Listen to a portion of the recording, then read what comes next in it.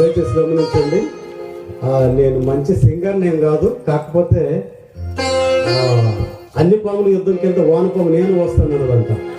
కాబట్టి అట్లా ఉంది నా పరిస్థితి. నాని సౌండ్ సిస్టమ్ చూసి ఏదో తెలియని ఉత్సాహం. ప్రప్రథముడ మరి కడపటి వాడ మృతుడై లేచిన నిరత నివాసి. ప్రప్రథముడ మరి కడపటి వాడ మృతుడై లేచిన నిరత నివాసి. నీ భజనయేవా జీవాధారం స్తుతించును స్తుతియాగం. నీ భజనయేవా జీవాధారం చేకుమా స్తుతియాగం. శరణు శరణు మా దేవ యెహోవా, శరణు శరణు మా దేవ యెహోవా. మహిమాన్విత చిరజీవని, మహిమాన్విత చిరజీవని. జీవింతును నేను జగదీశ యేస రక్షణ. జీవింతును నేను జగదీశ యేస రక్షణ. హల్లెలూయా. నాకు 45 నిమిషాలు సమయం ఇవ్వబడింది కనుక ఈ సమయాన్ని మనము దేవుని వాక్యం గురించి వాడుకుందాం.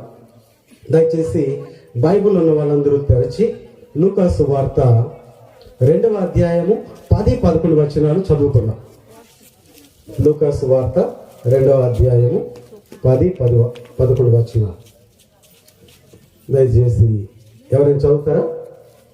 లూకా సువార్త, లేదంటే నేనే చదువుతాను.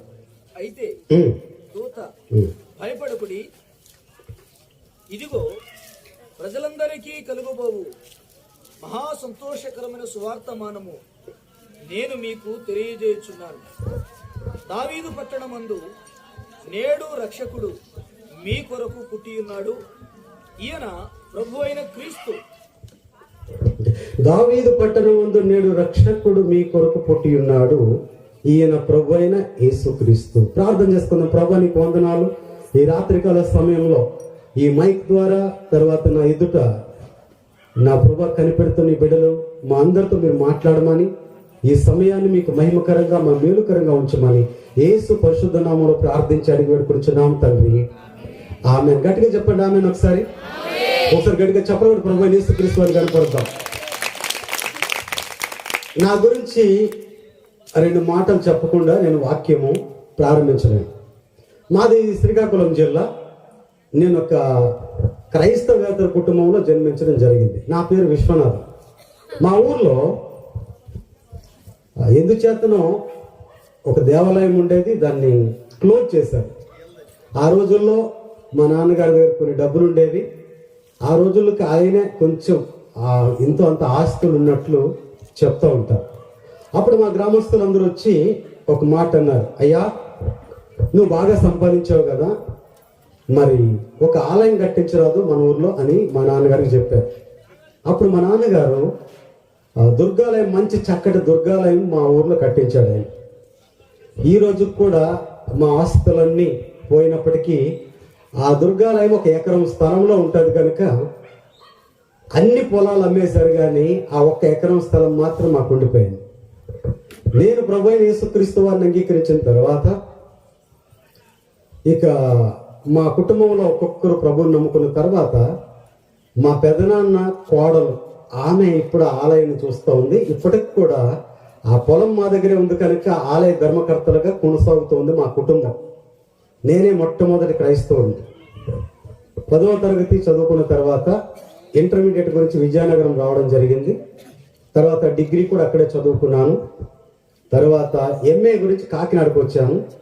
ఎంఏ తర్వాత ఎంఫిల్ పిహెచ్డి హైదరాబాద్లో చదువుకోవడానికి వచ్చినప్పుడు మా ప్రొఫెసర్ ఒక మాట అన్నారు, నువ్వు బాగా చదువుకుంటూ ఉన్నావు కదా, మరి దయచేసి మన తెలుగు రాష్ట్రాల్లో అప్పటికి తెలంగాణ ఆంధ్ర ఏమీ లేదు. హైదరాబాద్ సెంట్రల్ యూనివర్సిటీ ఒకటి ఉంది. నువ్వు అక్కడికి వెళ్తే నువ్వు కలెక్టర్ చదువులు చదవడానికి బాగుంటుంది, నువ్వు అక్కడికి వెళ్ళిపో అని చెప్పాడు. జేఎన్యూ అని ఆ ఢిల్లీ యూనివర్సిటీలో అక్కడ ప్రయత్నం చేశాను. తర్వాత ఈ ఆంధ్ర యూనివర్సిటీ ట్రై చేశాను విశాఖపట్నం. తర్వాత హైదరాబాద్ సెంట్రల్ యూనివర్సిటీకి అప్లై చేశాను. అప్పుడు నాకు సీట్ వచ్చింది. భారతదేశంలో ఒక 12 మంది సెలెక్ట్ అయితే దేవుని మహాకృపను బట్టి అందులో నేను ఒకని. ఆ రీతిగా చదువుకోవడానికి వెళ్ళాను. అక్కడే నాకు సువార్త చెప్పబడింది. ప్రభువైన యేసుక్రీస్తు వారిని నేను అంగీకరించడం జరిగింది. 2018 సంవత్సరంలో నాకు ఒక పెద్ద ఆపరేషన్ జరిగేటంత వరకు కూడా నేను ప్రభువులకు పరిపూర్ణంగా రాలేదు. ఈరోజు దేవుని యొక్క సేవ చేయడానికి అంటే నేను మా నాన్నగారి కోరిక ఒకటే, నువ్వు కలెక్టర్ కావాలి నాన్న, మన జిల్లా ఇంతవరకు డెవలప్ కాలేదు, నువ్వు కలెక్టర్ మన జిల్లాను బాగు చేయాలి అని చెప్పేవాడు. కానీ నేను అక్కడ చదువుకున్న దినాల్లో వాటన్నిటిని విడిచిపెట్టి యేసుక్రీస్తు వారిని ఎప్పుడైతే దేవునిగా తెలుసుకుని ఉన్నానో అప్పటి నుంచి నేను అనుకున్నా, ఈరోజు కూడా మేము కట్టించే గుడిలో పూజలు జరుగుతాయి. మా అమ్మని చాలామంది మా అమ్మని కూడా పూజిస్తారు. మా అమ్మ పేరు దుర్గమ్మ. తర్వాత మా ఇంట్లోనే దసరా జరుగుతుంది, మా ఇంట్లోనే బోనాలు ఎత్తుతారు, మా ఇంట్లోనే ఘటాన్ని తీసుకొని వెళ్ళి మేకపోతును బలిస్తారు. ఈ రోజు కూడా అటువంటి కుటుంబంలో నుంచి నేను రావడం జరిగింది. చాలామంది ఏమనుకుంటారంటే ఒకవేళ నేను బ్రాహ్మణుడేమో, ఇక్కడ కులాలు మతాల గురించి లేదు, యేసు గురించి మాత్రమే చెప్పడానికి వచ్చాను కనుక ఆయన నామానికి మహిమ కలుగును గాక. కాబట్టి ఈరోజు మీకు కొన్ని విషయాలు చెప్పాలి. వాక్యం ఏమంటూ ఉందంటే, ఇది నా స్టోరీ. యాక్చువల్గా నేను ఒక 3 గంటలు చెప్పాలి నా కథను, కానీ దేవుని చిత్తమైతే ఈ సమయంలోనే 2-3 విషయాలు మీకు నేను చెప్తాను. కానీ కొన్ని విషయాలు చెప్తాను. అయితే ఆ దూత భయపడకుడి, ఇదిగో ప్రజలందరికీ కలగబో మహా సంతోషకరమైన సువర్తమానము నేను మీకు తెలియజేయచ్చు ఉన్నాను. గోపువాని పాలెం. నేను ఈ జిల్లాకి ఎప్పుడు వస్తానని లేకపోతే ఇక్కడ వాక్యం చెప్తానని నేను ఎప్పుడు అనుకోవాలి. ఇండియన్ ఎయిర్లైన్స్లో ట్రావెల్ చేసేటప్పుడు నేను ఒక ఫ్రెండ్తో విమానంలో వెళ్తూ ఉండేటప్పుడు ఆయన ఒక మాట అన్నాడు, ఈ ఫ్లైట్ విజయవాడ అనే పట్టణానికి తీసుకువెళ్తా ఉంది కదా, ఇక్కడ నీకు పరిచర్య ఉందా, ఇక్కడ నీకు బైబుల్ కాలేజ్ ఉందా అని అడిగారు. అప్పుడు నేను ఒక మాట చెప్పాను. ఆయన పేరు Derek. You know one thing, Vijayawada అనేది కృష్ణా జిల్లా అనేది చాలా అభివృద్ధి చెందిన ప్రాంతము. ఇక్కడ నదులు ఉన్నాయి, ప్రజలకు జ్ఞానం ఉంది, ఇక్కడ పొలిటికల్ పార్టీస్ 2 పార్టీస్ ఉన్నాయి. అంత మాత్రం కాదు, పొలిటికల్ కాన్షియస్ కూడా అంటే రాజకీయ చైతన్యం కూడా ఈ ప్రాంతానికి ఎక్కువ ఉంది. నేను ఎక్కడో శ్రీకాకుళం ప్రాంతంలో పుట్టాను, ఏదో దేవుని కృప వలన సేవ చేస్తా ఉన్నాను. కానీ ఈ యొక్క విజయవాడ ప్రాంతంలో కృష్ణా జిల్లాలో నేను చెప్తే వినేటాలు లేరండి. కాబట్టి అన్ని జిల్లాలకు వెళ్తా కానీ గుంటూరుకి విజయవాడకు వెళ్ళను అని చెప్పాను విమానంలో. ఎందుకు ఈ మాట చెప్పానంటే, వీళ్ళ దగ్గర డబ్బులు ఉన్నాయి, వీళ్ళ దగ్గర జ్ఞానం ఉంది, వీళ్ళ దగ్గర వ్యాపారాలు ఉన్నాయి, వీళ్ళ దగ్గర పొలాలు ఉన్నాయి. వీళ్ళకి ఎవరేం చెప్పినా ఏం అవసరం లేనట్టు ఈ స్థితిలోనికి దేవుడు వారిని దీవించేశాడు. కృష్ణా నది, తర్వాత గొప్ప గొప్ప నదులు, వీటన్నిటిని కూడా అద్భుతమైన పంటలు, గొప్ప గొప్ప డ్యామ్స్ అన్నీ కూడా ఇక్కడే ఉన్నాయి. కనుక ఇక్కడ నా అవసరం లేదు. ఉంటే శ్రీకాకుళము ఈస్టర్న్ లేకపోతే తూర్పు జిల్లాల్లో లేకపోతే ఆదిలాబాద్ జిల్లాలో లేకపోతే తెలంగాణ జిల్లాలో నేను పరిచర్య చేయాలి, కానీ ఇక్కడ నాకేముంది అని అనుకునేవాడిని. కానీ దేవుడు దైవజనులు ఎజ్రా గారిని పరిచయం చేసిన తర్వాత కేవలం ఆయన్ని ప్రేమించి మాత్రం ఇక్కడ రావడం జరిగింది. పెద్ద there is no other agenda for me, నా వరకైతే. కనుక ఆ దైవజనుని బట్టి ఒకసారి దేవుని మనం స్తుతిద్దాం, చెప్పలు కూడా దేవుని ఒకసారి మైంపరుద్దాం. వాక్యం అంటూ ఉంది, భయపడకుడి. భయం లేకుంటే ఎవరున్నారు ఈ దినాల్లో? మొట్టమొదటి కరోనా అన్నారు, తర్వాత ఏమో డెల్టా వేరియంట్ అన్నారు, ఇప్పుడేమో ఆవిడేమంటుందో ఒమిక్రాన్ వచ్చింది, ఎక్కడికి వెళ్ళకు వాక్యం చెప్పకంటా ఉంది. అంటే ఎవ్రీడే ప్రతిరోజు కూడా ఒక భయంతో మనం బ్రతుకుతూ ఉన్నాం. భయం గురించి మీకు కొన్ని విషయాలు చెప్పాలా. 1962-73 ప్రాంతంలో ఒక సర్వే జరిగింది, మీరు జాగ్రత్తగా వినాలి ఈయన మాటలు. నేను వాక్యం చెప్తూ ఉన్నాను, కానీ 2018 సంవత్సరంలో నాకు పెద్ద ఆపరేషన్ జరిగింది. ఇక్కడ నుంచి ఇక్కడ వరకు నాకు కోసేశారు.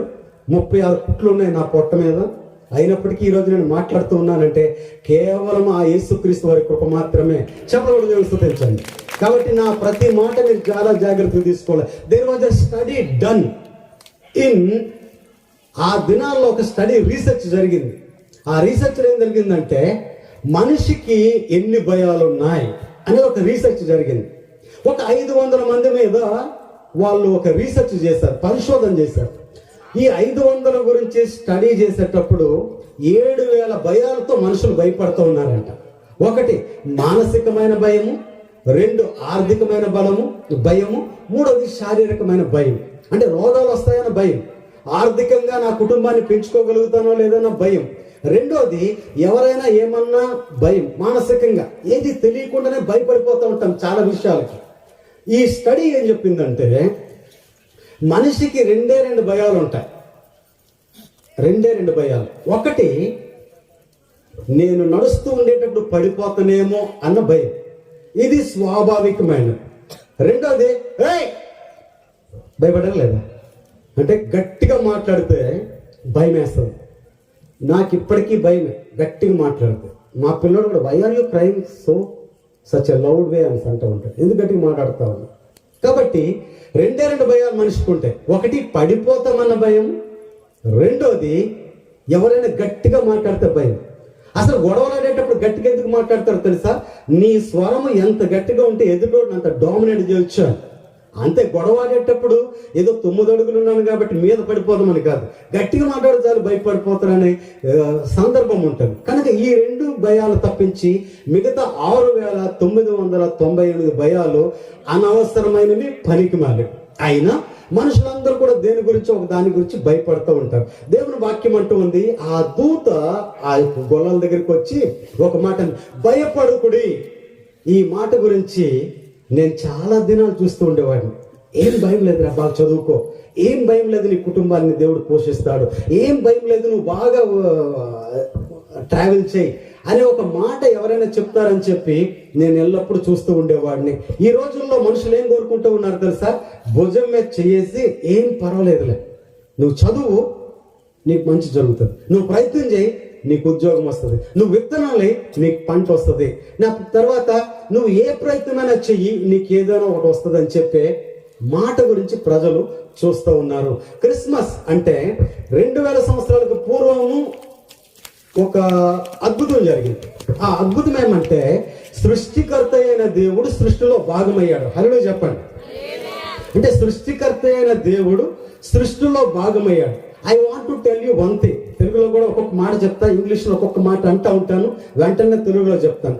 Every birth is a unique.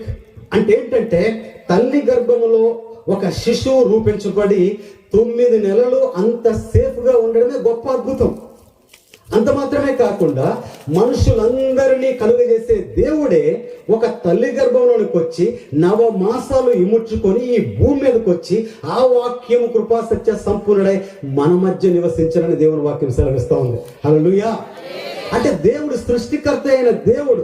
మీరు గమనించండి, 2000 సంవత్సరాల నుంచి రీసెర్చ్లు జరుగుతూ ఉన్నాయి, విమానాలు తిరుగుతూ ఉన్నాయి, చంద్రమండలం మీదకి వెళ్తూ ఉన్నారు, మార్స్ అనే అంగార గ్రహం మీదకి వెళ్తూ ఉన్నారు.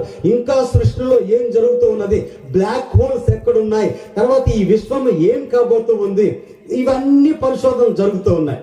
మీరు రీసెంట్ గా చూడండి, అమెజాన్ చైర్మన్ జెఫ్ బెజోస్ అనే ఆయన ఉన్నాడు. ఆయనకి 9 లక్షల కోట్లు ఉన్నాయి డబ్బులు. ఎంతో తెలుసా? 9 లక్షల కోట్లు. ఇంత డబ్బులు ఉన్న వాడికి ఏం చేయాలో తోచక ఆయన ఏమనుకున్నాడంటే ఒక కంపెనీ పెట్టాడు. అదేంటంటే నేనే ర్యాకెట్ని కొంతమంది సైంటిస్టులను తీసుకొచ్చి రాకెట్స్ నేను తయారు చేసి అంతరిక్షంలోనికి 9 నిమిషాలు వెళ్ళిపోతాయి అంతే. అంటే ఈ ఒక ఫ్లైట్ లో కూర్చుంటే 9 నిమిషాల్లో అంతరిక్షంలోకి వెళ్ళి తిరిగి వచ్చేయటమే. దానికి ఎంత ఖర్చు అవుతుంది?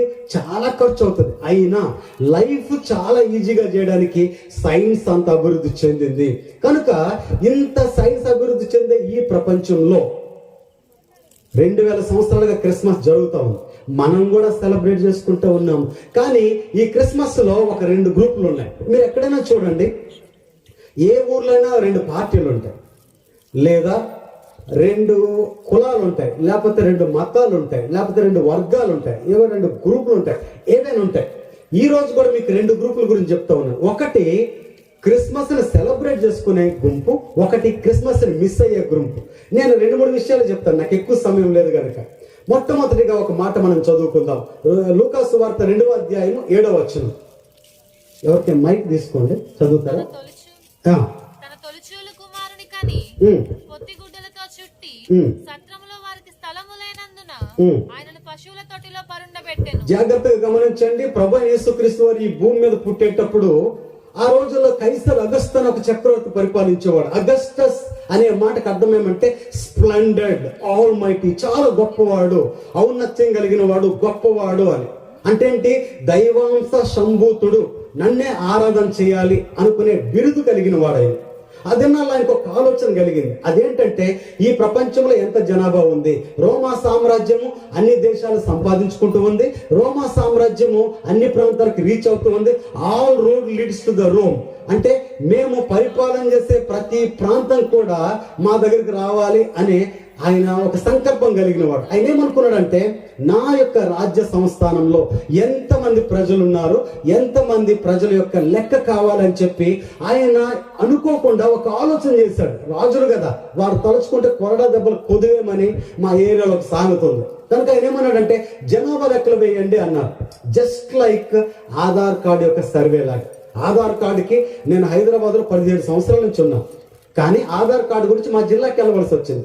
నేను, నా భార్య, అప్పటికి నా కొడుకు, నా కూతురికి ఇంకా పొట్లు, అప్పటికి వెళ్ళాము, ఫోటో తీసుకున్నాం, థంబ్ ఇంప్రెషన్ ఇచ్చుకున్నాం. ద సేమ్ వే ఈ యొక్క విషయం గురించి ఒక ఆలోచన జరుగుతూ ఉంది. అదేంటంటే, మీరందరూ మీ జనాభా లెక్కల్లో పేరెత్తుకోండి అని చెప్పినప్పుడు మరియ యోసేపులు బెత్లెహేముకు చెందినవారు కనుక వారు నాలాగే హైదరాబాద్ అంటే నజరేతు ఊర్లో పెరుగుతూ ఉన్నారు కనుక తమ పేర్లు నమోదు చేసుకోవడానికి వీళ్ళు ప్రయాణం చేసి వచ్చారండి.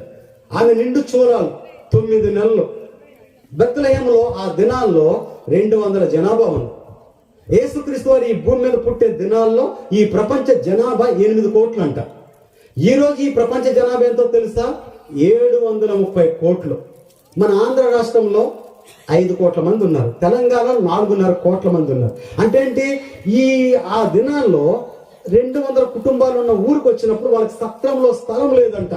దేవుని ప్రియమైన వారిలో మీరు చూడండి, వాక్యం ఏం చెప్తూ ఉందంటే, సత్రంలో వారికి స్థలము లేనందున ఆయన పశువుల తొట్టెలో పరుండబెట్టెను. ఆమె నిండు శూలాలు. ప్రతి ఇంటికి వెళ్ళేటప్పుడు వాళ్ళు ఏమన్నారంటే, అమ్మ జనాభా లెక్కలు జరుగుతుంది, మా ఇంట్లో స్థలం లేదు. ఆ రోజుల్లో హోటల్ లేవు, దాన్ని సత్రము అంటారు. దాన్ని అరామిక్ భాషలో టాలమై అని ఒక మాట అంటారు. అంటే ఏంటంటే మేడ గదిపై ప్రసవం కదా, ఏ క్షణమైనా డెలివరీ అయిపోవచ్చు కనుక మాకు ఒక రూమ్ కావాలంటే ఎవ్వరు కూడా రానివ్వాల. దేవుని ప్రియమైన వారులారా, మొట్టమొదటిగా క్రిస్మస్ మిస్ అయిపోయింది ఎవరో తెలుసా? సాక్షాత్తు దేవుని కుమారుడు, సాక్షాత్తు ఈ లోక కళ్యాణం గురించి పుట్టినవాడు ఒక ఇంటికి వెళ్తే మా ఇంట్లో స్థలం లేదని చెప్పి వాళ్ళు బయటికి పంపించేశారు. యేసుక్రీస్తు వారు ప్రతి హృదయంలో జన్మించాలని, ప్రతి గ్రామంలో జన్మించాలని, ప్రతి మండలంలో జన్మించాలని, ప్రతి జిల్లాలో జన్మించాలని, ప్రతి ప్రాంతంలో జన్మించాలని ఆయన ఆశపడుతూ ఉంటే ప్రజలు ఇష్టపూర్వకంగా మాకు వద్దు అంటూ ఉన్నారు. ఎందుకు వద్దు అంటున్నారు తెలుసా? కొంతమంది కులం గురించి, కొంతమంది మతం గురించి, కొంతమంది పలుకుబడి గురించి, కొంతమంది ఉద్యోగాల గురించి, కొంతమంది ఏవైనా అవకాశాలు కోల్పోతామని చెప్పి ఇంత గొప్ప భాగ్యాన్ని ప్రజలు ఇష్టపూర్వకంగా మాకు వద్దు అంటూ ఉన్నారు. మా నాన్న కూడా ఏమన్నాడు తెలుసా? నేను యేసుప్రభుని నమ్ముకున్న తర్వాత మొట్టమొదటి అప్పటికి నేను ఐఏఎస్ ప్రిపేర్ అవుతా ఉన్నాను Hyderabad coaching centre. Prelims clear అయిపోయింది. అంటే ఐఏఎస్ 3 స్టెప్లు ఉంటాయి. ప్రిలిమ్స్ క్వాలిఫై అయిపోయాను, మెయిన్స్కి వెళ్తా ఉన్నాను. ఆ ఎగ్జామ్ రాసిన తర్వాత ఇంటర్ అయితే నేను కలెక్టర్ అయిపోతాను, ఇక అంతే. అది చదువుకుంటూ వెళ్ళి మా నాన్న దగ్గరికి వెళ్ళాను. నాన్న, నేను యేసుప్రభు గురించి తెలుసుకున్నానంటే, ఎంత పని చేస్తావురా అని అన్నాడు. నిన్ను హైదరాబాద్ కలెక్టర్ అవుతావు అని చెప్పేసి నిన్ను పంపిస్తే చూసి చూసి చూసి వాళ్ళ కలిసిపోయావు అన్నాడు. ఎవరిలో కలిసిపోలేదు. నీకు ఒక విషయం తెలుసా? ఈయన నిజమైన దేవుడు అని ఒక ఆయన చెప్పాడు. అది నిజమా కాదని బైబిల్ చదివిన తర్వాత నాకు తెలిసింది. అర్థంలాగా నా జీవితాన్ని అంతా చూపిస్తే నా జీవితం నువ్వు అనుకున్నంత మంచిగా లేను నాన్న. బయటికి నీవు మంచివానిగా నటిస్తూ ఉన్నాను, కానీ నాలో కుళ్ళు ఉంది, కపటం ఉంది, వారవలేని తనం ఉంది. బయటికి వెళ్తే అందరినీ మేనేజ్ చేసే తత్వం ఉంది. బయటకు మాత్రం నువ్వు చెప్తూ ఉన్నావు చంద్రుడికైనా మచ్చ ఉందేమో కానీ నా కొడుకు మచ్చలేదని నా గురించి నువ్వు చెప్తూ ఉన్నావు, కానీ నా బ్రతికేంటో నాకు తెలుసు. అంతరంగంలో నా యొక్క జీవితంలో ఎంత దిగజారుడుతనం ఉందో నాకు తెలుసు. ఈయన నమ్ముకున్న తర్వాత నా జీవితం అంతా మారిపోయిందని చెప్పాను. దేవుని నామానికి మేము కలుగును గాక. దేవుని ప్రియమైన వారులారా, ఈ యొక్క యేసుక్రీస్తు వారు వాళ్ళ ఇంటికి వస్తే వాళ్ళు మిస్ అయ్యారు. రెండవదిగా మత్తయి సువార్త చదువుదాము, 2వ అధ్యాయము 1-2 వచనాలు చదవండి త్వరగా. మొట్టమొదటిగా మిస్ అయింది ఎవరో తెలుసా? శత్రపు యజమాని. 2 రాజైన హేరోదు దినములయందు యూదయా దేశపు బెత్లెహేములో యేసు పుట్టిన పిమ్మట ఇదిగో తూర్పు దేశపు జ్ఞానులు యెరూషలేమునకు వచ్చి యూదుల రాజుగా పుట్టినవాడు ఎక్కడ ఉన్నాడు? తూర్పు దిక్కున మేము ఆయన నక్షత్రము చూసి ఆయన పూజింపవచ్చితమని చెప్పారు. చాలమ్మా, ఒక సంఘటన జరిగింది. నేను దేవుని మహాకృపను బట్టి అన్ని మత గ్రంథాలు చదువుకున్నానండి. డిగ్రీ చదువుకున్న దినాల్లో వాళ్ళు ఏమన్నారంటే, మీరు భగవద్గీతలో 70 శ్లోకాలు కంఠస్థ పెడితే మీకు మంచి బహుమానం ఇస్తారంటే అప్పుడే నేను ప్రారంభించాను. మా ఊర్లో గీత ఆశ్రమం అని ఒక ఆశ్రమం ఉంది. ఆ ఆశ్రమం దగ్గర ఒక ఆయన ప్రతిరోజు గీతా పారాయణం చేస్తూ ఉంటే అక్కడికి వెళ్తూ ఉండేవాడు. నా పేరు విశ్వనాథ్ నేను మార్చుకోలేంత వరకు. మా గుడిని బట్టి, మా ఊరిని బట్టి, నా పేరుని బట్టి నేను ఎప్పుడు సంతోషపడతా. నేను అమెరికాకి వెళ్ళేటప్పుడు కూడా అదే చెప్పాను, అయ్యా నా పేరు నేను ఇంకా మార్చుకోలేదు, నేను మార్చుకున్నదంతా నా గుణమే. హల్లు చెప్పండి ఒకసారి. నేను నా పేరు కాదు దేవునికి కావాల్సింది, లేకపోతే నా యొక్క అందచందాలు కాదు, నా చదువు కాదు, ఏమీ కాదు. దేవుడికి కావాల్సింది ఏంటంటే నేను. కనుక నన్ను నేనుగా ఆయనకు సమర్పించుకున్నాను అని చెప్పాను. ఇక్కడ హేరోదు రాజు ఒక ఆయన ఉన్నాడు. ఆయన దినాల్లో తూర్పు దేశం నుంచి కొంతమంది జ్ఞానులు వచ్చారు.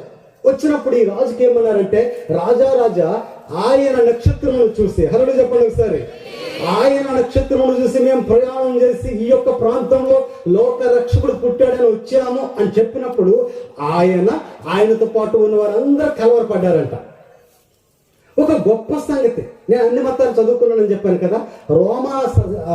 రోమా వేదాంతాన్ని చదివాను, గ్రీకు వేదాంతాన్ని చదివాను. స్వతహాగా మన దేశంలో పుట్టాను కాబట్టి వేదాలు, భాగవతము, ఉపనిషత్తులు, అష్టాదశ పురాణాలు, దేవి భాగవతం ఇవన్నీ చదివాను ఇంట్రెస్ట్తో. ఇవన్నీ చదివినప్పుడు అన్నిట్లోనూ ఒక సత్యం ఉంది. అదేంటంటే తెలుసా, ఈ లోక కళ్యాణం గురించి ఒక పుణ్యపురుషుడు పుడతాడు. ఆయన పుట్టినప్పుడు ఆకాశంలో, అంతరిక్షంలో ఒక మార్పు జరుగుద్ది. ఇది అన్ని వేదాంతాల్లో ఉంది. మీరు ఇలియాడ్, ఒడిస్సే అని ఆ గ్రీక్ మైథాలజీని కూడా, ఈ తెలుగులో ఏమంటారు నాకు తెలియదు కానీ, ఆ యొక్క గ్రీకు వేదాంతాన్ని కానీ చదివినట్లయితే అక్కడ కూడా ఒక పుణ్యపురుషుడు పుడతాడు. ఆయన పుట్టేటప్పుడు అంతరిక్షంలో ఒక మార్పు జరుగుతుంది. ఈ మార్పుని గమనించే వాళ్ళు ఖచ్చితంగా ఈ సంగతిని తెలుసుకుంటారని వాళ్ళు రీసెర్చ్ చేస్తూ ఉండేవాళ్ళు. దేవుని ప్రియమైన వారులారా, ఈ యొక్క జ్ఞానులు దూర ప్రాంతం నుంచి ప్రయాణం చేసి అక్కడికి వచ్చి నక్షత్రం నిలబడినప్పుడు రాజుతో అన్నారు, రాజా మేము ఆయన నక్షత్రాన్ని చూసి ఈ ప్రాంతానికి వచ్చాము. ఆయన ఎక్కడ అంటే ఈ రాజు కలవరపడ్డాడు. ఎవరైనా మన మన మన మన ప్రధానమంత్రి దగ్గర కనుక ముఖ్యమంత్రి దగ్గరికి వచ్చి ఇదిగో నేను ముఖ్యమంత్రిని అంటే టెన్షన్ గురవుతారు కదా. ఇన్ ద సేమ్ వే ఆయన కలవరపడ్డాడంట. ఆయన కలవరపడ్డాడు, ప్రజలందరూ కలవరపడ్డారు. నేను అనుకుంటూ ఉన్నాను, ఒకరోజు మా బాబు నేను వాకింగ్కి వెళ్తూ ఉన్నాం. ఆయన ఏమన్నాడంటే, daddy you know Christianity is the biggest religion in India అన్నాడు, లేకపోతే వరల్డ్ అన్నాడు. అంటే ఏమన్నాడంటే, నాన్న ఈ యొక్క ప్రపంచ జనాభాలో చాలా మంది 350 కోట్ల మంది క్రైస్తవులు కదా, ద బిగ్గెస్ట్ రిలీజియన్ అన్నాడు. రెండోది ఏమన్నాడంటే, ద మోస్ట్ హేటెడ్ రిలీజియన్ అన్నాడు. అంటే చాలా మంది అసహించుకునే మతము అన్నాడు. నిజమేరా, how do you know that? వాడు 7వ తరగతి చదువుతా ఉన్నాడు. How do you know that అన్నాడు. ఐ నో దట్ అన్నాడు. దాని అర్థం ఏంటంటే, మనుషులందరూ పాపులు, వాళ్ళకి తెలుసు. మనుషులందరూ మంచి చేయాలని కోరుకుంటారు, అయినా చేయరు. మనుషులందరూ చెడ్డ చేస్తూ ఉంటారు, వాళ్ళకి ఇష్టం లేకపోయినా. మనిషి యొక్క గుణం ఏంటంటే, ఏది చేయాలో అది చేయకుండా, ఏది చేయకూడదో అది చేసి అయ్యో అని కొట్టుకున్న మనుషులు. అయితే దీని అంతటినీ మార్చడానికి ప్రభు యేసుక్రీస్తు వారు పుట్టాడని మైక్ ద్వారా చెప్పబడతా ఉంది, టీవీల ద్వారా చెప్పబడతా ఉంది, ప్రసంగాల ద్వారా చెప్పబడతా ఉంది. ప్రతి ఒక్కరికి సత్యం తెలుసు. కానీ ప్రజలందరూ కూడా హేరోదు రాజు వరే కలవరపడతా ఉన్నారు. ఈ నమ్ముకుంటే ఏమవుతుందో. కొంతమంది మా పిల్లలకు పెళ్ళిళ్ళు అవుతాయా, కొంతమందికి మా గురించి ఏమనుకుంటూ ఉంటారో, లేకపోతే మా కులస్తులు మమ్మల్ని వెలివేస్తారేమో అని. దేవుని ప్రియమైన వారులారా, శ్రేష్టమైనది ఏమంటే ఈ ఆత్మ విమోచన. దీనికి ఒక కారణం ఉంది. దేవుడు మనిషిని సృజించేటప్పుడు తన యొక్క ఆత్మని మనిషిలో పెట్టాడు. ఈ ఆత్మ ఆయన్ని కలుగు చేసి ఆత్మలో కలిసేటంత వరకు కూడా అది పెనుగులాడుతూ ఉంటుంది. నేను కూడా తిరిగాను నా జీవితంలో. డాక్టర్ జయప్రకాష్ నారాయణ దగ్గర పనిచేశా.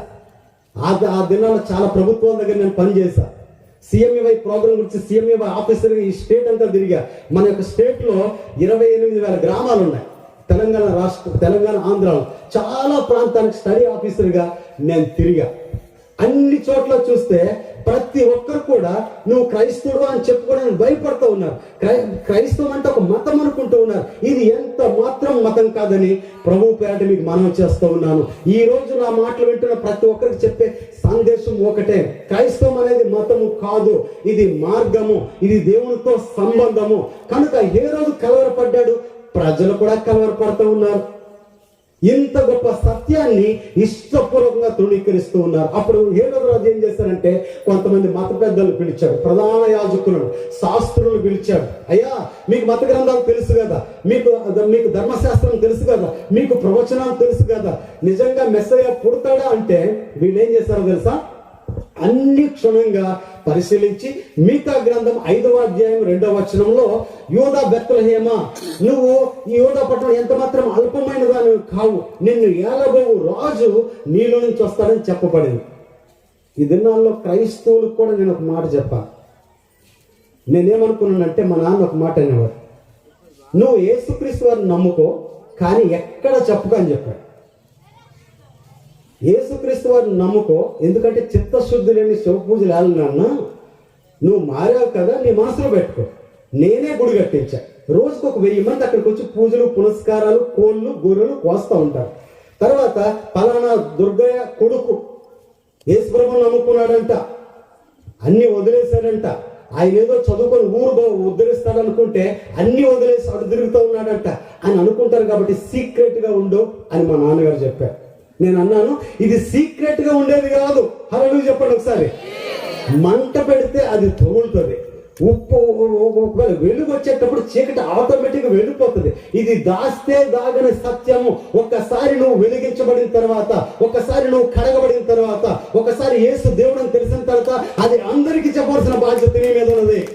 ప్రతి ఒక్కరికి సత్యం తెలిసిన బాధ్యత ఉన్నది.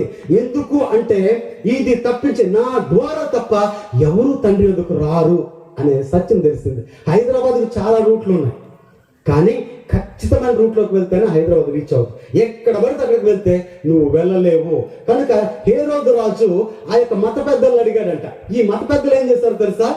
ఈ యొక్క రక్షకుడిని తెలుసుకోవడానికి చాలా మంది చాలా దూరాల నుంచి ప్రయాణం చేస్తే 5 కిలోమీటర్లలో 5 మైళ్ళు యేసు పుట్టాడు, కానీ వెళ్ళాల. దేవుని ప్రియమైన వారులారా, ఇక్కడ చూడండి, మేము హైదరాబాద్లో వాక్యం చెప్తూ ఉన్నాం, అన్ని దేశాల్లో వాక్యం ప్రకటించబడుతూ ఉంది, అన్ని ప్రాంతాల్లో చెప్తూ ఉంది, కానీ ప్రజలు బిర్రుబిగిసిపోతూ ఉన్నారు. అస్సలు వాళ్ళ హృదయం చెప్తూ ఉంటుంది, ఇది సత్యం కదా, ఇది సత్యం కదా, ఇది అంగీకరించకపోతే నీ మనసులో మంట అది కాలుతూ ఉంటుంది. అయినప్పటికీ దాన్ని క్వంచ్ చేసేసి దాని నుంచి బయటపడడానికి చూస్తూ ఉన్నారు. అదే క్రైస్తవ జీవితంలో కూడా చాలా మంది ఏం చేస్తున్నారు? పండగలు చేసుకుంటూ ఉన్నారు, సెలబ్రేషన్ చేసుకుంటూ ఉన్నారు, ఆర్భాటాలు చేస్తూ ఉన్నారు. కానీ నిజమైన క్రిస్మస్ అంటే ఏంటో తెలుసా? క్రీస్తు నీలో పుట్టాలి, క్రీస్తు నీలో నివసించాలి, నీవే క్రీస్తులాగా మారిపోయి ఎంతో మందికి నువ్వు వెలిగించేవాడిగా ఉండాలి. అందుగురించి దేవుడు మిమ్మల్ని పిలిచాడు. 730 కోట్ల మంది జనాభాలో మిమ్మల్ని ఏర్పరచుకున్నాడంటే దేవుని యొక్క ప్రేమ మీ మీద ఎంత ఉందో మీరు గమనించండి. ఎన్ని కోట్లు ఇచ్చినా, ముఖేష్ అంబానీ దగ్గర 6 లక్షల కోట్లు ఉన్నాయి, ఆ డబ్బులన్నీ ఇచ్చినా దొరకని రక్షణ ఇది. హల్లెలూయా చెప్పండి ఒకసారి. ఈ ప్రపంచంలో ఏది ఇచ్చినా, నేను అనుకున్నాను, మా అమ్మ చనిపోయింది, నేను చిన్నప్పుడే మా నాన్నతో చెప్పాను నాకు వద్దు అన్నాడు. అప్పుడు నేనేమనుకున్నానంటే, నేను కలెక్టర్ని అయితే నా జిల్లాని, లేకపోతే ఈ ప్రభుత్వం వారు ఎక్కడ పెడితే అక్కడ ఆ జిల్లాని బాగు చేస్తారు. నేను ఒక దైవ సేవకుని అయితే కొన్ని వేల జీవితాలు మార్చగలుగుతాయని చెప్పి నేను అనుకున్నాను. రాత్రికాల సమయంలో 600 మంది విద్యార్థులు, లాస్ట్ నైట్ కాదు, before last night I was in Vizianagaram. అక్కడ 700 మంది విద్యార్థులు వస్తే 100 మంది యేసుక్రీస్తు వారిని అంగీకరించారు మొన్నటి రాత్రి. నేను కలెక్టర్ని అయితే 100 మంది కాదు, 10 మంది కూడా మారేవాళ్ళు కాదు. నేను సేవకుడిని కాబట్టి ఆయన వాక్యం నాలో ఉంది కనుక అట్లా జరిగింది. హేరోదు రాజు భక్తులు తప్పారు. 2వ గ్రూపు.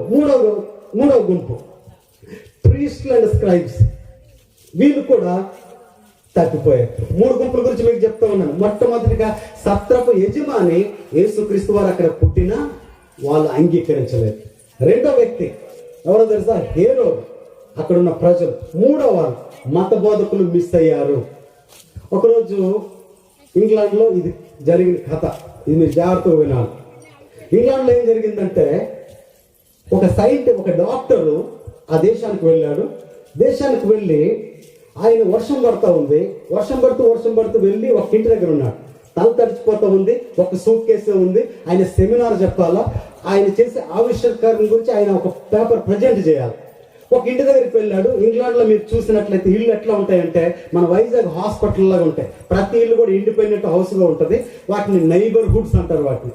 ఈయన వెళ్ళి తల తడిసిపోకూడదు కదా, జలుబు చేస్తే రేపు పొద్దున్న నేను ప్రజెంటేషన్ ఇవ్వాలి కాబట్టి చెప్పి తలుపు కొట్టాడు. ఒక ముసలాన్ని తలుపు తీసి వాట్ హ్యాపెన్ అని, అమ్మా నేను తెలుగులోనే చెప్పేస్తా, అమ్మా నేను వేరే పట్టణం నుంచి వచ్చాను, ఈ పట్టణంలో నాకు పని ఉంది, వర్షం పడుతూ ఉంది, తల తడుస్తూ ఉంది, can you allow me in to your house అని, మీ ఇంట్లోకి రావచ్చా అని అడిగాడు. ఆమె ఏమన్నదంటే అప్పటికే అరుపులు వినబడుతున్నాయి లోపల.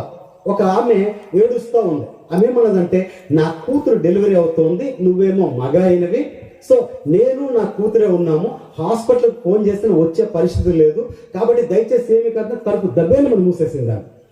మరలా ఇంకా వర్షం తీవ్రంగా కొడతా ఉంటే కిటికీ దగ్గరికి వెళ్ళాడు. అమ్మ దయచేసి కొద్దిసేపు, ఆమె ఏడుస్తూ ఉంది కదా, నేను వచ్చి ఏమైనా హెల్ప్ చేయాలా అని అడిగాడు.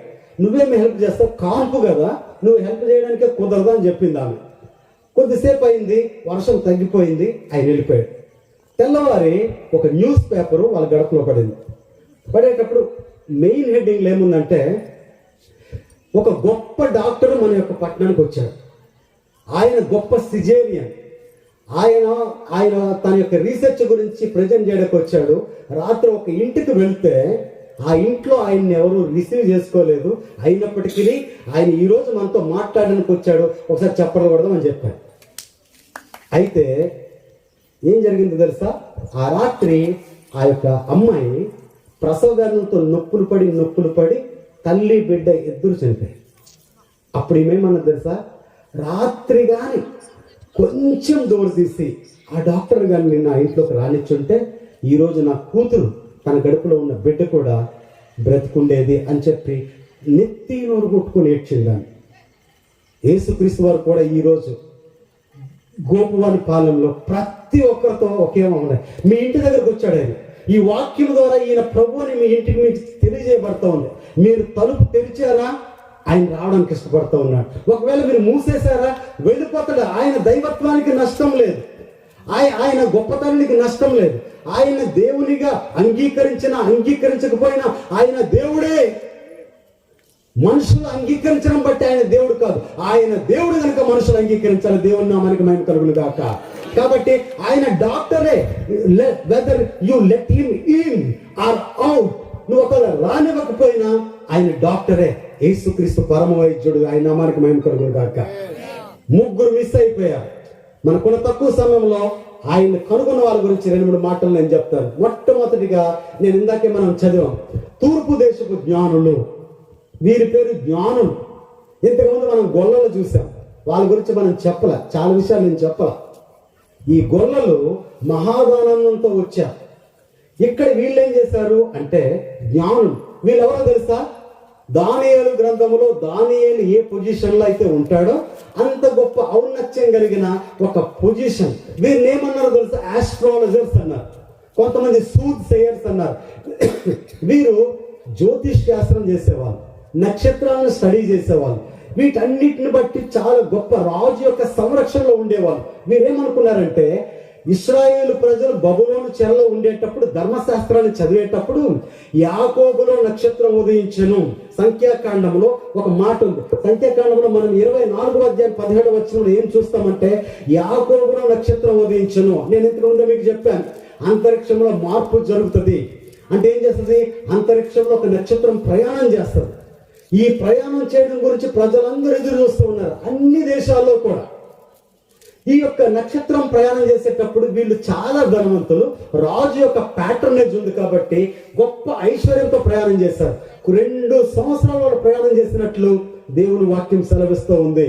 దేవుని ప్రేమైన వారు ప్రయాణం చేసి ఇక్కడికి వచ్చి ఆయన చూసి సాష్టాంగం నమస్కారం చేశారు. దేవుని ప్రేమైన వారులారా, వాళ్ళు ఏం చేశారో తెలుసా, ఆ పట్టణంలోకి వచ్చి ఆయన పొట్టుగొడ్డల్లో పరుండబడి ఉండడం చూసి, లేకపోతే ఇంకా పెద్దవాడయ్యాడేమో అక్కడికి వచ్చి చూసినప్పుడు వాళ్ళు ఎట్లా అనుకోలే, ఈయన ఏదో రాజప్రసాదంలో ఏదో అంతఃపురంలో పుట్టాలి కదా, ఈ పశువుల సాలలో ఉన్నాడు, ఈ యొక్క రాట్లో ఈ యొక్క రాతి చేత తొలవబడిన ఈ తొట్టెలో ఉన్నాడు, ఈయనెట్లా రాజు అవుతాడు, ఈయనెట్లా దేవుడు అవుతాడు, ఈయనెట్లా పుణ్యపురుషుడు అవుతాడు, ఈయనెట్లా విమోచకుడు అవుతాడు, ఈయన వల్ల ఏం మళ్ళీ జరుగుతుంది అనుకోలే.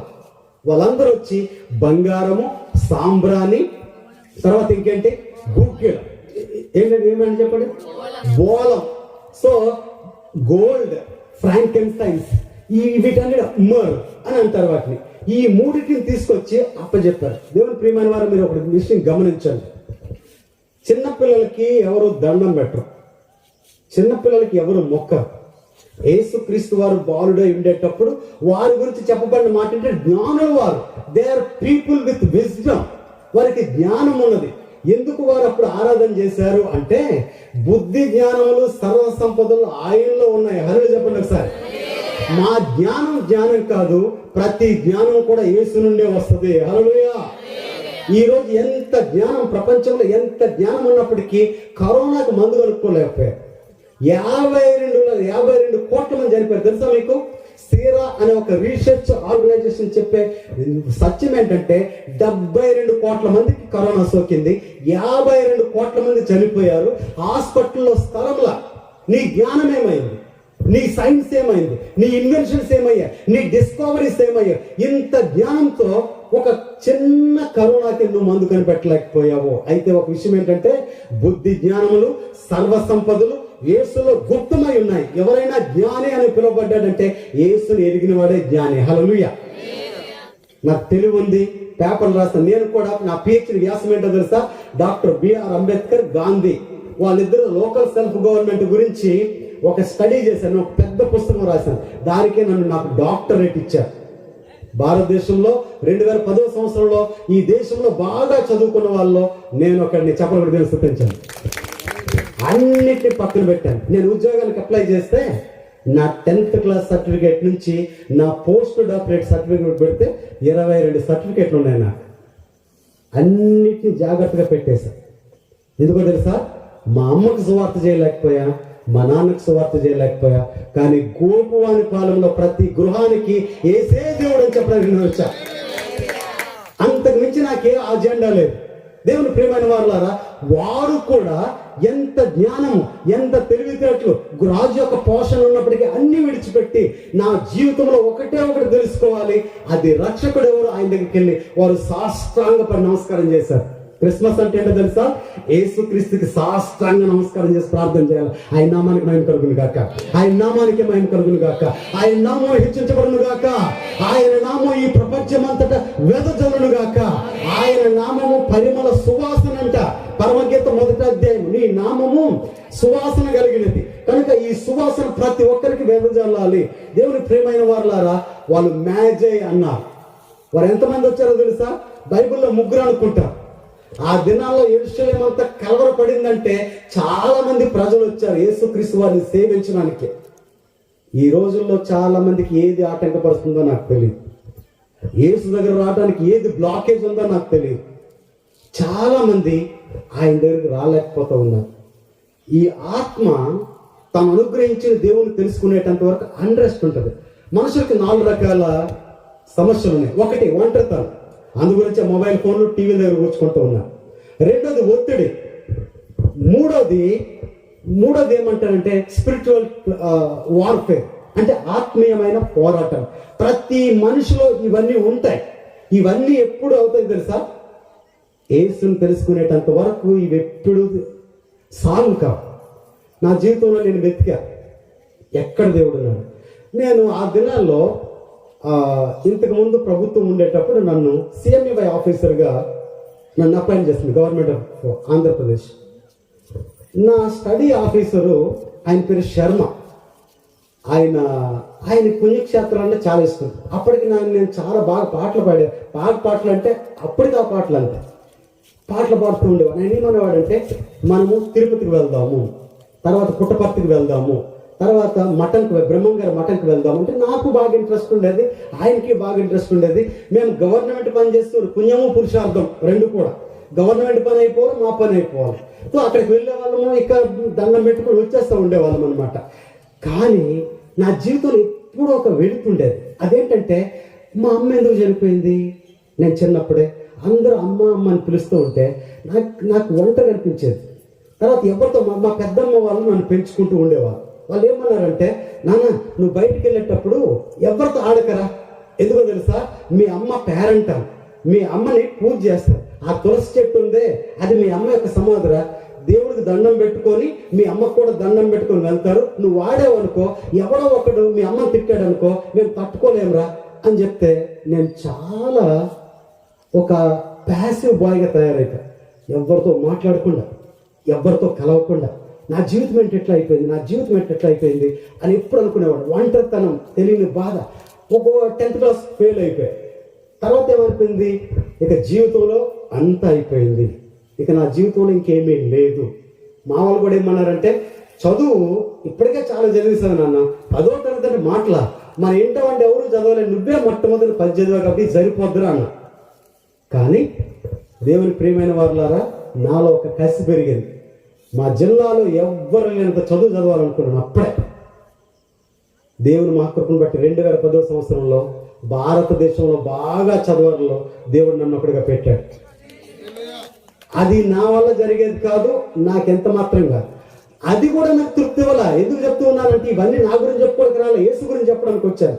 ఇవి అన్నీ తృప్తి పెట్టలేదు. కానీ ఎప్పుడైతే యేసు దగ్గరికి వచ్చానో నా జీవితం పరిపూర్ణంగా మారిపోయి ఎన్నడలేని సంతోషము, మహా గొప్ప సంతోషకరమైన ఆనందం నా హృదయంలో కలిగింది. అప్పటి నుంచి నా జీవితం అద్భుతకరంగా మారిపోయింది. దేవుని నామానికి మహిమ కలుగును గాక. అప్పటి నుంచి నాకు కష్టం అనిపించదు, దుఃఖం అనిపించదు. నేను మంచి విమానంలో తిరిగినప్పుడు కూడా నాకేం ప్రాబ్లం లేదు, లేదా రోడ్డు మీద పేపర్ వేసుకొని పడుకునే దినాల్లో కూడా నాకు ప్రాబ్లం ఉండదు. ఎందుకంటే నాతో యేసుక్రీస్తు వారు ఉన్నాడు. హాస్పిటల్లో నాకు ఆ సర్జరీ జరిగింది. సర్జరీ జరిగేటప్పుడు మా ఆవిడ రాయలసీమ, ఆమె కూడా యేసుక్రీస్తు వారిని మొట్టమొదటి తెలుసుకుంది. వాళ్ళ ఇంటి వాళ్ళు ఏమన్నారంటే, వాళ్ళు రెడ్డిస్, మీరు మన ఒక పోలీస్ ఆఫీసర్కి నువ్వు చేసుకోవాలని చెప్తే, ఆమె యేసు ప్రభు మీద ప్రేమ అయిపోయి ఒక పాస్టర్ గారికి ఏం చెప్పిందంటే, ఎవరైనా పర్వాలేదు, ఆయన ఎట్లున్నా పర్వాలేదు, నేను ప్రార్థన చేసుకోవాలా, నా రక్షణ కాపాడుకోవాలా, యేసు గురించి బ్రతకాలా, కాబట్టి ఎవరికైనా చూసి నాకు పెళ్లి చేసేయండి అని చెప్తే, ఆ పాస్టర్ గారు తీసుకొచ్చి నాకు ఇచ్చి మ్యారేజ్ జరిగింది. ఈ పరిచయం చేస్తా ఉన్నాను. అంతలో నాకు పచ్చకామాలు వచ్చినాయి. డాక్టర్ దగ్గరికి వెళ్తే 14 పాయింట్లు ఉన్నాయి. యు ఆర్ రిస్క్ అని చెప్పాడు. వాళ్ళు ఏమన్నారు తెలుసా, ఆపరేషన్ జరగాల. ఏమైందండి, నీ ప్యాంక్రియాస్ ఉంది కదా, పేగు, తర్వాత కాలేయము, గాల్ బ్లాడర్, వాటన్నిటి మధ్య ఒక గడ్డ ఉంది. ఆ గడ్డ అయితే కొన్ని రోజుల తర్వాత బ్లాస్ట్ అయిపోతుంది. మరి ఏం చేయాలి? 3 గంటల ఆపరేషను, 3 లక్షలు ఖర్చు అవుతుంది. తర్వాత ఒక 3-4 గంటల ఆపరేషన్ జరుగుతుంది. నేను అనుకున్నాను, ప్రభు అయిన యేసుక్రీస్తు వారిని నమ్ముకున్నాను, నా జీవితంలో ఏ తప్పు చేయలేదు, నేను ఎవరికి అన్యాయం చేయలేదు, అన్యాయం చేసేంత గట్స్ కూడా నాకు లేవు, అంత నెమ్మదిగా పెరిగాను. తర్వాత నేను ఎవరికి అపకారం చేసిన సంగతి కూడా నా జీవితంలో లేదే. అన్నీ వదిలేసి, మా గుడిని వదిలేసి, నా చర్చిని, మా యొక్క చదువును వదిలేసి, నా కెరియర్ని వదిలేసి, వీటన్నిటిని వదిలేసి ఈ నమ్ముకుంటే ఇప్పుడు నాకు ఆపరేషన్ అనిపించింది. ఆపరేషన్ థియేటర్లోకి తీసుకెళ్ళారు. ఆపరేషన్ తెల్లవారు 6 గంటలకు తీసుకెళ్ళారు. నాకు తెల్లవారు 6 గంటల నుంచి సాయంత్రం 6 గంటల లోపు వరకు 9 గంటలు నాకు ఆపరేషన్ చేశారు. నా పేగులు, నా గుండె, నా కాలే అన్ని పక్కన పెట్టేసి 6 గంటల సేపు ఉంచారు. మళ్ళీ అన్ని తీసి కుట్లు పెట్టి 9 గంటల తర్వాత నా బాడీని బయటకి ఇచ్చారు. 3 రోజులు చూస్తామన్నా. 6 రోజులు చూశారు, 9 రోజులు చూశారు, 10 రోజులు చూశారు, 43 రోజులు నేను ఐసీయూలో ఉన్నాను. 43 days. మా ఆవిడ, మా పిల్లలు, నేను అనుకున్నా, నన్ను నమ్ముకొని వచ్చేసింది ఆమె. నేను మంచి ఉద్యోగం చేస్తే 1,20,000 రూపాయలు నాకు శాలరీ వస్తే, దేవుడికి ఒక 60,000 రూపాయలు ఇచ్చేసి 40,000తో నేను బతుకుదాం అనుకున్నాము. ఈ పరిచర్య చేశాము. అటు ఉద్యోగం చేయలేక, ఏమీ సంపాదించలేక, ఏమీ కూడబెట్టుకోలేక, ఆమె కన్నోరింటికి వెళ్ళలేక, అత్తవారింటికి రాలేక, అత్తవారింటి నాకు అమ్మా నాన్న లేరు, పెంచుకున్న వాళ్ళు అక్కడికి వెళ్ళలేక, ఏంటి మాకు ఈ జీవితం ఇట్లా అయిపోయింది అని అనుకుని హాస్పిటల్లో ఉన్నాను. కానీ నాకు ఒకే ఒక తలంపు, నేను నమ్ముకున్న దేవుడు సజీవుడు, దేవుని నామానికి మహిమ కలుగును గాక. ఆయన నన్ను బ్రతికించగలిగిన సమర్థుడు, హల్లెలూయా. ఆయన నన్ను లేవనెత్తగలిగిన దేవుడు అనుకున్నాను. కోర్సెస్ అట్లనే చూస్తా ఉన్నాను. ఫ్యాన్ తప్పించి నాకు ఏమీ కనిపించట్లేదు.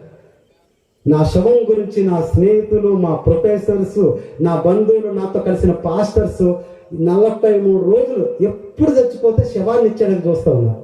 కానీ 43 దినాల తర్వాత సజీవుడని యేసుక్రీస్తు వారు నన్ను సజీవంగా లేపి ఈరోజు మీకు వాక్యం చెప్పడానికి గోపువాని పాలెంలో ప్రతి కుటుంబానికి ఈ సత్య సువార్త తెలియజేయడానికి దేవుడు నన్ను ఇక్కడ పంపించారు. నేను అనుకుంటూ ఉన్నాను, నేను చూడగలిగితే చాలు, ఒక 2 మాటలు మాట్లాడితే మా పిల్లలకి బాబు అని పిలవగలిగితే చాలు అనుకున్నాను. ఈ రోజు ఎంత గట్టిగా అరుస్తున్నానంటే కేవలం ఆయన కృప మాత్రమే. హల్లెలూయా. కాబట్టి జ్ఞానులకు ఆ సంగతి తెలుసు. ఈయన దగ్గరికి వెళ్తే మా జీవితం మారుతుంది, ఈయన దగ్గరికి వెళ్తే మా బ్రతుకు మారుతుంది, ఈ జీవితంలో నేను మరణించిన తర్వాత నేను పరలోకానికి వెళ్తాను సత్యం వరకు తెలుసు కనుక సమస్తమును విడిచిపెట్టి ప్రయాణం చేసి యేసుక్రీస్తు వారిని కనుగొన్నారు, ఆరాధన చేశారు. ఈ రోజు మనం ఆరాధన చేయాలి, ఈ రోజు ఆయన పూజ చేయాలి, ఈ రోజు ఆయనకు నమస్కారం చేయాలి, సాష్టాంగపడి ప్రభువా నీవు తప్ప ఈ లోకంలో దేవుడే లేడు, నీవు తప్ప ఈ లోకంలో మనిషికి గతి లేదు, అతి లేదు, ఏమీ లేదు, నీవు లేని జీవితము నిష్ప్రయోజనము. ఏ జీవితమైనా నిన్ను బట్టే విలువ ఉంటుంది, నీవు లేని జీవితము అది విలువైనదిగా ఉండదు. నీకు డబ్బు ఉండొచ్చు, నీకు ధనం ఉండొచ్చు, 100 ఎకరాల పొలం ఉండొచ్చు, నీకు ఏమైనా ఉండొచ్చు కాక, కానీ యేసు లేకపోతే మాత్రము ఆ జీవితము ఎప్పుడు వెళ్తుగా ఉంటుంది. నా జీవితం అట్లాడింది.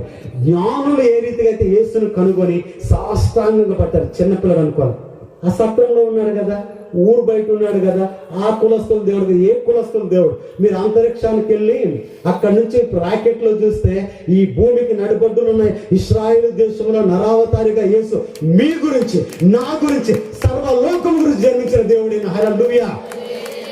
ఇంత గొప్ప భాగ్యాన్ని ఎట్లా నువ్వు తృణీకరించుకుంటావు? లంకె బిందులు. ఎవరైనా మీకు 1000 కోట్లు ఇస్తామంటే ఎవరైనా వద్దంటారా? 1000 కోట్ల కంటే విలువైన దేవుడు నా దేవుడు. 9 లక్షల కోట్ల కంటే అంతకంటే గొప్ప విలువైన వాడు నా దేవుడు. అది ఉచితంగా మీకు ఇవ్వడానికి, ఈ గ్రామానికి ప్రతి కుటుంబానికి ఉచితంగా ఇవ్వడానికే ఈరోజు దేవుడు మీ దగ్గర నన్ను పంపించాడు. ఒకవేళ మీకు డౌట్ ఉంటే నా బలిని ఇప్పుడు చూస్తే భయపడతారు నన్ను చూడడానికి. అంత గొప్ప దేవుడి అనుకున్నాను, నేను నమ్ముకున్నాను, నేను సిగ్గుపడను. హల్లెలూయా. మా ఆవిడ అంది, మనం యేసుని నమ్ముకొని మనం చెడిపోలా, యేసుని నమ్ముకొని చచ్చిపోయిన స్థితిలో వచ్చి మనం తిరిగి లేచాము. దేవుని నామానికి మేము కలిగిన కాక. జ్ఞానులు ఆయన చూశారు, గొల్లలో ఆయన దగ్గరికి వచ్చి ఆరాధన చేశారు. దేవుని ప్రియమైన వారులారా, న్యూయార్క్ పట్టణంలో ఒక హోటల్ ఉంది. అక్కడే తీవ్రవాదులు దాడి చేసేటప్పుడు ట్విన్ టవర్స్, 2 గొప్ప ఆకాశ హార్మియాలు, తెలుగు కంటే ఇంగ్లీష్లో బాగుంది, అది కూలిపోయింది. 3000 మంది చనిపోయారు అక్కడ. ఆ చుట్టుపక్కల ప్రాంతంలో ఒక హోటల్ ఉంది. ఈ క్రిస్మస్కి జనవరి 1కి వారు సెలబ్రేట్ చేసుకుంటూ ఉంటారు అమెరికా దేశంలో బాగా. ఒక వృద్ధ దంపతులు ఆ న్యూయార్క్ పట్టణంకి వెళ్ళి జరిగింది, అందుకే మీకు చెప్తా ఉన్నా. వాళ్ళిద్దరు వెళ్ళి అన్ని హోటల్స్ వెళ్తూ ఉన్నారు, అన్ని హోటల్ పికప్ అయిపోయాయి. ఈ క్రిస్మస్ లో అక్కడ ఒక 100 కోట్ల బిజినెస్ జరుగుద్ది. క్రిస్మస్ లో బిజినెస్ లో బట్టలు కొనుక్కోవడం, వంటలు చేసుకోవడం, పాటలు పాడుకోవడం, అది కాదు క్రిస్మస్. ఇక్కడ అట్లా జరుగుతూ ఉండేటప్పుడు ఈ ఇద్దరు ముసలి వాళ్ళ కారు ఆగిపోయింది మధ్యలో. ఆగిపోయిన తర్వాత ప్రతి హోటల్కి వెళ్తూ ఉన్నారు, ఎవ్వరు కుదరట్లేదు, అన్ని హోటల్ ఫిల్ అయిపోయాయి. కానీ ఒక హోటల్ దగ్గరికి వెళ్ళేసరికి 12 గంటలు అయింది. అక్కడ రిసెప్షన్ బాయ్ ఉన్నాడు, ఆయన ఈ ముసలోళ్ళు వణికిపోతూ ఉన్నారు. జాకెట్స్, స్వెటర్స్ కూడా ఏం తెచ్చుకోలేదు వాళ్ళు. వాళ్ళకి ఏమన్నారంటే, అయ్యా మాకు ఈ రాత్రి కొంచెం తెల్లవారు ఇంకొక 4 గంటలు కానీ మేము ఉంటే ఈ మంచుకు తట్టుకోలేకపోతా ఉన్నాం, చలికి తట్టుకోలేకపోతా ఉన్నాము, ఈ రాత్రి ఉండమంటే, అమ్మ ఈ హోటల్ అంతా ఫుల్ అయిపోయింది, we can't help you out అని చెప్పారు. తర్వాత వాళ్ళు వెళ్ళిపోతూ ఉండేటప్పుడు ఆయనకు కాల్ వచ్చింది. ఎక్స్క్యూజ్ మీ అన్నాడు. అనేసరికి చెప్పు బాబు అన్నారు వాళ్ళు. అంటే నేను ఇక్కడ రిసెప్షనిస్ట్ని కదా, మా వార్డ్ బాయ్స్కి రిసెప్షనిస్ట్కి ఒక చిన్న గది ఉంటుంది. ఆ గదిలో మేము ఏం చేస్తామంటే మామూలు ఫార్మల్ డ్రెస్తో వచ్చి మేము ఈ హోటల్ తాలుగా యూనిఫామ్ వేసుకుంటాం. బట్టలు మార్చుకునే రూమ్ ఉంది, మీరు పడుకోవడానికైతే సరిపోదు కానీ మీరు అక్కడ కూర్చుంటారా, తెల్లవాళ్ళు కూర్చోవాలన్నారు. వండర్ఫుల్, ఎక్సలెంట్, దేవానికి స్తోత్రం అనుకున్నారు వాళ్ళు. ఇద్దరు కూర్చొని ముసలి వాళ్ళిద్దరు కూడా 50, 60, 70 60-70 సంవత్సరాల వయసు ప్రాయంలో ఉన్నారు. ఇద్దరు కూర్చున్నారు, చేతులు పట్టుకొని ప్రార్థన చేస్తున్నారు. ప్రభా, ఈ రాత్రికాల సమయంలో నువ్వు గొప్ప కార్యం చేశావు. ఒకవేళ ఈయన కానీ ఇది ఇవ్వకపోతే మేము కారులో ఉన్నా చనిపోయే వాళ్ళము, వీధి మీద ఉన్నా చనిపోయే వాళ్ళం అని చెప్పి రాత్రంతా పగలు ప్రార్థన చేసుకున్నారు. తెల్లవారైంది. వెళ్ళిన తర్వాత అబ్బాయి దగ్గరికి వచ్చి thank you, really I appreciate you అని చెప్పి వాళ్ళు కార్డు తీసుకున్నారు. ఆయన కార్డు తీసుకున్న తర్వాత వాళ్ళు వాళ్ళ పట్టణానికి వెళ్ళారు. వీళ్ళు మర్చిపోయారు, వాళ్ళు మర్చిపోయారు. 1 year అయింది. ఒక ఉత్తరం వచ్చింది ఆయనకి. ఆ ఉత్తరం తీసుకున్నాడు. ఉత్తరం తీసుకొని చూశాడు. చూస్తే ఆయన పేరు అడ్రస్ చేసి, బాబు గత సంవత్సరం మేము క్రిస్మస్ మీ దగ్గరికి వచ్చాం, ఏ హోటల్లో ప్లేస్ లేదు, కానీ నువ్వు మాత్రం నీ గది ఇచ్చావు. అయితే దయచేసి మేము ఈ సంవత్సరం క్రిస్మస్ సెలబ్రేట్ చేసుకోవాలనుకుంటూ ఉన్నాము, యు ఆర్ ద గెస్ట్, నువ్వు మా దగ్గరికి రావాలంటే ఆయన చాలా ఆశ్చర్యపడి విమానం టికెట్లు ఉన్నాయి, ఒక చెక్ కూడా పెట్టారు ట్రావెల్ ఖర్చుల గురించి. ఇక ఐ వాంట్ ఈ స్టోరీని కట్ చేసేస్తాను. ఈయన ప్రయాణం వెళ్ళాడు. ఆ న్యూయార్క్ సిటీలో టైమ్ స్క్వేర్ అంటారు దాన్ని, ఇప్పుడు కూడా ఉంది ఆ హోటల్. టైమ్ స్క్వేర్ దగ్గరికి వెళ్ళేసరికి అంత పెద్ద హోటల్ ఉంది కదా, ఇక్కడ వీళ్ళు వాళ్ళకే అసలు రూమ్ దొరకని వాళ్ళు ఇంత పెద్ద హోటల్కి నన్ను ఎందుకు రమ్మని చెప్పి లోపలికి వెళ్ళారు. వెళ్ళిన తర్వాత అక్కడ ఒక రిసెప్షన్ బాయ్ ఉన్నాడు. పరిచయం చేసుకున్నారు. ఈ హోటల్ పలానా వాళ్ళు వచ్చారంటే వాళ్ళే వెయిట్ చేయన్నారు. ఈ ముసలి వాళ్ళు వచ్చారు, సూట్ కేసు పట్టుకొని వణుక్కుంటూ వచ్చారు. గుడ్ మార్నింగ్ అని చెప్పి పరిచయం చేసుకున్న తర్వాత మీరు నన్ను ఎందుకు రమ్మన్నారు.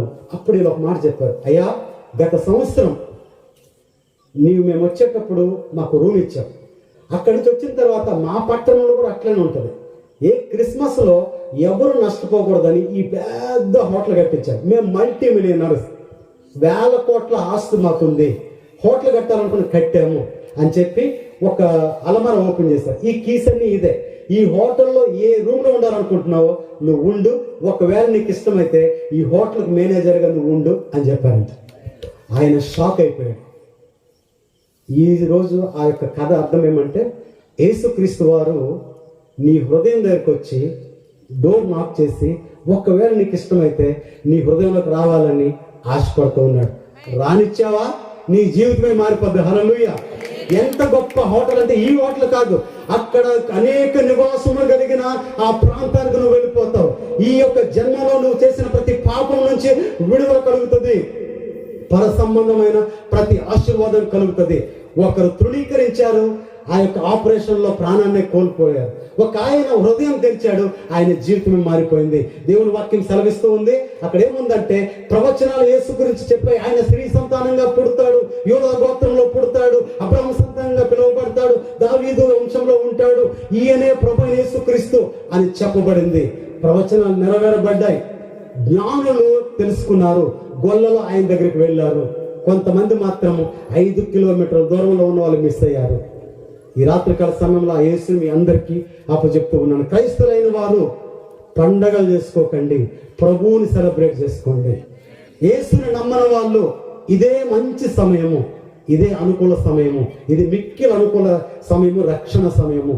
మీరు నమ్ముకున్నట్లయితే ఆయన మీ జీవితాలు మార్చారు. అందరు లేచి నిలబడినట్లయితే ప్రార్థన చేసుకుందాం. నేను సమయం ఇచ్చేస్తా, చిన్న మాట ప్రార్థన చేద్దాం. ఇంకా ఇక్కడ ఎవరైనా ప్రభు యేసుక్రీస్తు వారిని నా సొంత రక్షకునిగా, దేవునిగా నేను ఇంకా తెలుసుకోలేదు, నేను నామినల్గా బ్రతుకుతాను. అందరు కళ్ళు మూసుకుందాం, అందరు కళ్ళు మూసుకుందాం. ఒక్క నిమిషం, నేను ఒక 5 నిమిషాలు ఎక్స్ట్రా తీసుకున్నాను, నన్ను క్షమిస్తారు. ఎజ్రా గారికి నేనంటే ఇష్టం కనుక, రవీంద్ర గారు కూడా ఇంత పరిచయం అయ్యారు కాబట్టి మొహమాటానికైనా ఆయన ఒప్పుకుంటారు. So I give you a chance. ఈ యేసుని నేను తెలుసుకున్న తర్వాత సర్వ సంపదల కంటే ఎక్కువ విలువైన వాడు నాకు దొరికాడని ఆయన గురించి బ్రతుకుతూ ఉన్నాను. అందరు కళ్ళు మూసుకుందాం, అందరు కళ్ళు మూసుకుందాం. ఈ మైక్ ద్వారా చాలా మంది ఈ మాటలు విన్నారని నేను నమ్ముతూ ఉన్నాను. ప్రతి గృహానికి ఈ సత్య సువార్త ప్రకటించబడింది. మీరు టీవీ దగ్గర ఉన్నా, అరుగుల మీద ఉన్నా, చెట్టు కింద ఉన్నా, ఇళ్లలో ఉన్నా, ఎక్కడైనా మాట్లాడుకుంటూ ఉన్నా, కుటుంబ సమస్యలతో ఉన్నా, అనారోగ్యంతో ఉన్నా, ఈ మాటలు మీ గురించే. నా ఎదుటి నిలబడే వారి గురించి, మీ ఇళ్ళ దగ్గర కూర్చున్న వారికి. ఇక్కడ ఒక ఆరాధన జరుగుతూ ఉంది. గోపువానిపాలెంలో పాస్టర్ ఎజ్రా గారి ఆధ్వర్యంలో ఎంతో సత్య సువార్త ప్రకటించబడుతూ ఉంది. అయినా నువ్వు తృణీకరిస్తూ ఉన్నావేమో, నాకు వద్దు అనుకుంటూ ఉన్నావేమో, నీ హృదయం చెప్తూ ఉంది ఈయన దేవుడు, ఈయన నేను అంగీకరించాలని. అయినప్పటికీ నీ కులము, మతము, లేకపోతే ప్రాంతము, లేకపోతే ఎవరో ఏమనుకుంటారో, మా పిల్లలకు పెళ్ళి అవుతుందా, ఉద్యోగాలు వస్తాయా, మా భవిష్యత్తు ఏం కాబోతూ ఉన్నది, నాకు అవకాశాలు లేవేమో. దేవుని ప్రేమైన వారులారా, ఇవన్నీ అశాశ్వతమైనవి. శాశ్వతమైన దాన్ని పట్టుకోవాలి. నా ఎదుటిన్న వాళ్ళు ఒకవేళ మీరు ఇంకా యేసుక్రీస్తు వారిని మీ సొంత రక్షకునిగా అంగీకరించకపోతే, ఇప్పటికీ ఒకవేళ నామకార్థ క్రైస్తవులుగా బ్రతికినట్లయితే, ఈ దినం నేను ప్రకటించిన క్రీస్తు సజీవుడు, ఆయన విమోచకుడు, ఆయన లోకరక్షకుడు, ఆయన పేరు యేసు అనగా తన ప్రజల యొక్క పాపం నుంచి విడిపించేవాడు. ఆయన పేరు ఇమ్మానుయేలు అనగా దేవుడు మనకు తోడై ఉన్నాడు అని. ఆయన పేరు ప్రభువు అనగా ఆయనే ప్రభుత్వం ఇచ్చేవాడు. ఆయన ఈ రోజు నువ్వు అంగీకరించాలని కోరుకుంటూ ఉన్నాను. అది నీవే అయితే ఈ రాత్రికాల సమయం మీరు చేయి కుడుతూ మీ కుడి చేయి చూపించినట్లయితే మీ గురించి నేను ప్రార్థన చేస్తాను. మతం కాదు, దిస్ ఇస్ ఎ రిలేషన్. యేసుకు మరొకసారి మిమ్మల్ని మీరు సమర్పించుకోండి. గోపవాని పార్పల్లంలో ఈ యొక్క గ్రామంలో ప్రతి కుటుంబంతో నేను అర్జీ చేస్తూ ఉన్నాను. ఒక దైవజనుడిగా మీ గురించి నేను ప్రార్థన చేస్తూ ఉన్నాను. మీ అందరి గురించి నేను మనవి చేస్తూ ఉన్నాను. ప్రభు యొద్ద నేను ప్రాధాన్యపడుతున్నా. ప్రభువా, ఈ గ్రామంలో ఉన్న ప్రతి ఒక్కరిని రక్షించండి. వారందరికీ నువ్వంటే ఇష్టం, కానీ ఏదో ఒక ప్రలోభాలకి, ఏదో ఒక భయంతో వారికి దూరంగా ఉంటూ ఉన్నారు. అయినను ఎజ్రా గారిని, నరేంద్రగా ఉన్న ఎజ్రా గారిని మీరు రక్షించుకున్నారు, నిలబెట్టారు. అంత మాత్రమే కాదు, సర్వ సంపదలు నీలో ఉన్నాయి కనుక నా ప్రభు ఇక్కడ ఒక మందిరం కావాలి. ఈ గ్రామస్తులే సహకరించేటట్లు వారి హృదయాలను తెరవమని ప్రార్థన చేస్తూ ఉన్నాను. ప్రభువా, వీళ్ళకి ఇచ్చే మనసు ఉన్నది, దాతృత్వం కలిగిన మనసు, స్వభావాలు కలిగిన వారు. నాయనా, మా నాన్నగారు హిందువులుగా ఉండేటప్పుడు ఒక దుర్గాలయం కట్టించారు. ఈ దినం నేను కూడా మందిరాల గురించి నా ప్రభు నన్ను కూడా నువ్వు ప్రేరేపిస్తూ ఉన్నాను. ప్రభువా, అది ఆశీర్వాదం, ఈ గ్రామానికి మేలు. ఇక్కడ పంటలు పండుతాయి, ఇక్కడ ప్రజలు సుభిక్షంగా ఉంటారు, వారి బిడ్డలకి మేలుకరంగా ఉంటుంది. కనుక వీరందరి గురించి ప్రార్థన చేస్తూ ఉన్నాను. ఈ దినం చేతులెత్తిన వారి గురించి నేను ఒక మాట ప్రార్థన చేస్తూ ఉన్నాను. ప్రభువా, మరొకసారి నిన్ను నీ సొంత రక్షకునిగా అంగీకరించినందుకు వారిని బట్టి నీకు కృతజ్ఞతలు చెల్లిస్తూ ఉన్నాం. నిజమైన పండుగ ఇదే. యేసును ఎరుగుటే నిత్య జీవం, యేసును అంగీకరించుటే, మారు మనసు పొందుటే నిత్య జీవం. కనుక అట్టి గొప్ప కృప వీరందరికీ అనుగ్రహించినందుకు నీకు వందనాలు చెల్లిస్తూ, ఈ దినం నుంచి మా బ్రతుకు దినములన్నీ కూడా నిన్నే వెంబడించడానికి సహాయం చేయమని, ఈ గ్రామంలో ఉన్న ప్రతి ఒక్కరిని సంధించి ఇక్కడ గొప్ప గొప్ప పంటను దయచేయండి. ఎంతో మందిని మందిరానికి రావడానికి సాయం చేయండి. ఎంతో మందిని లేవనెత్తమని వేడుకుంటూ ఉన్నాను. నీ కృప, నీ కాపుదల ఈ బిడ్డలందరికీ, గ్రామానికి, గ్రామ పెద్దలకి, పరిపాలన చేస్తున్న వారందరికీ అనుగ్రహించమని మహిమ పొందమని యేసు నామములో ప్రార్థిస్తూ ఉన్నాం మా పరమ తండ్రి. ఆమేన్. ఆమేన్.